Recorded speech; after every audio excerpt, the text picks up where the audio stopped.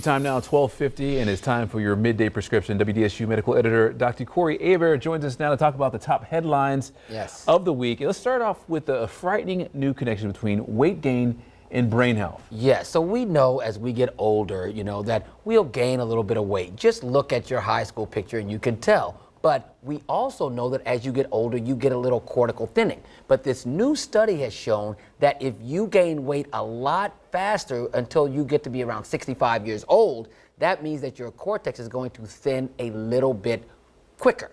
And if that happens, then that sets you up for more neurologic diseases like Alzheimer's. So the study had 1,289 people in it.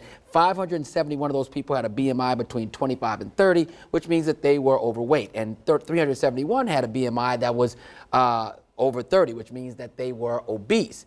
And with those increased in BMIs, those people had an increased thinning cortex over people that actually were just aging and not being overweight. So what does that mean? That means that you are looking at a thinning cortex as you get older if you gain weight quicker, especially before the age of 65. So, we've been saying this to folks all the time, Charles. You have to really watch what you eat because it has a direct relationship between your cognitive functioning as you get older. So you got to watch what you eat, and let's get that midsection down because that's where most of the problem really is. Yeah, that's some good advice there. Let's move on to topic number 2. And they say if you smoke pot or marijuana, you need to let your anesthesiologist know. Why is that? Well, a new study came out, and obviously the study was in a city that where they have marijuana being legal, and it was in Colorado Springs, actually. Well, the issue is that the people that actually went under the knife and had anesthesia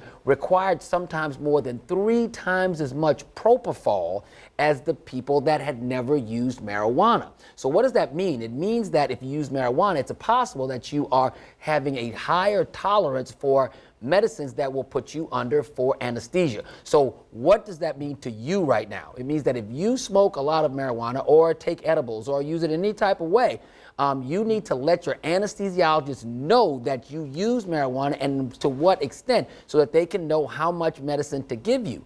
They're setting up some interesting little paradigms here because if I have to use 3 times as much on you, Charles, if you smoke marijuana, which you do not, that means that I would have to, should my insurance pay more because I have to open up 3 bottles of propofol for you?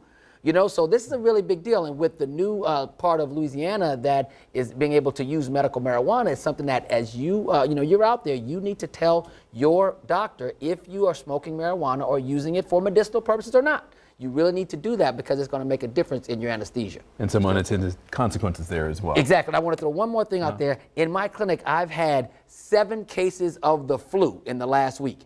Okay, so keep your hands washed because the flu is here. All right, Dr. Hebert, always good to have you here next week. We'll be right back.